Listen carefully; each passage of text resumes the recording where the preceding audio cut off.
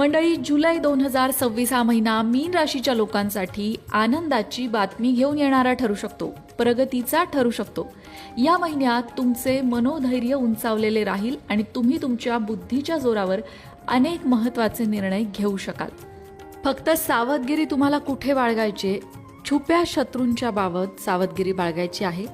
कारण छुपे शत्रू म्हणजेच जे चेहऱ्यावर तोंडावर गोड बोलतात पण तुमच्या मागे मात्र तुमच्या विरोधी कारवाया करतात, यांचा त्रास थोडा तुम्हाला या महिन्यात होऊ शकतो. तर तिथे तुम्हाला सावधगिरी बाळगावी लागेल.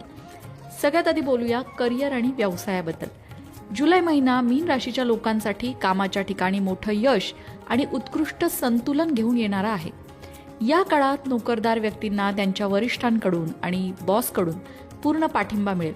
तुमच्या कार्यनिष्ठेने ते प्रभावित होतील, तुमची प्रशंसा करतील, ज्यामुळे तुम्ही तुमची सर्व निर्धारित ध्येय वेळेवर यशस्वीरित्या पूर्ण करू शकाल. जर तुम्ही नोकरी बदलण्याच्या किंवा नवीन प्रोजेक्टच्या शोधात असाल तर या महिन्यात तुमची ही इच्छा सुद्धा पूर्ण होऊ शकते. व्यवसाय आणि व्यापारात गुंतलेल्यांसाठी हा काळ फायदेशीर ठरेल. बाजारात तुमची प्रतिष्ठा वाढेल. नवीन धोरणांमुळे अपेक्षित नफा मिळेल. त्याचबरोबर महिन्याच्या मध्यात कोणत्याही अनोळखी व्यक्तीवर किंवा व्यावसायिक भागीदारांवर आंधळा विश्वास ठेवणं मात्र टाळायचं आहे. कोणताही मोठा व्यावसायिक निर्णय घेताना इतरांच्या प्रभावाखाली येण्याऐवजी स्वतःच्या सतसत विवेकबुद्धीचा आणि तज्ज्ञांच्या सल्ल्याचा वापर करणं हे कधीही तुमच्यासाठी योग्य ठरेल. आता बोलूया आर्थिक स्थिती. आर्थिकदृष्ट्या जुलै महिना तुमच्यासाठी चांगला असेल. नियमित काम आणि व्यवसायातील तेजीमुळे तुमचा पैशांचा प्रवाह सुधारेल, ज्यामुळे तुम्हाला जुनी देणी किंवा कर्ज फेडता येतील.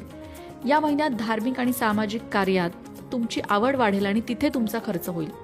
महिन्याच्या दुसऱ्या आठवड्यात कुटुंबासोबत तीर्थयात्रेला किंवा लांबच्या प्रवासाला जाण्याची संधी येईल आणि या प्रवासासाठी सुद्धा तुमचे पैसे खर्च होऊ शकतात. म्हणजे जुलै महिन्यात जर पैसे कुठे खर्च होणार असतील तर ते कुटुंबियांवर होणार आहेत, धार्मिक कार्यावर होणार आहे. पण त्यातून तुम्हाला मानसिक समाधान मिळणार आहे, कुटुंबाला आनंद मिळणार आहे.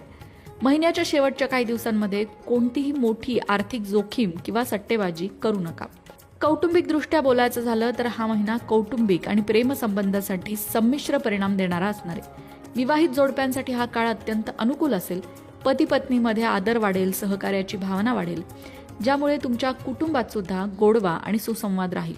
पण जे प्रेमात आहेत त्यांनी मात्र या महिन्यात सावधगिरी बाळगायची आहे. नातेसंबंधांच्या बाबतीत तुमच्या जोडीदारासोबतचा एखादा छोटासा मुद्दा किंवा गैरसमज मोठा वादामध्ये बदलू शकतो, ज्यामुळे नात्यावर ताण येऊ शकतो.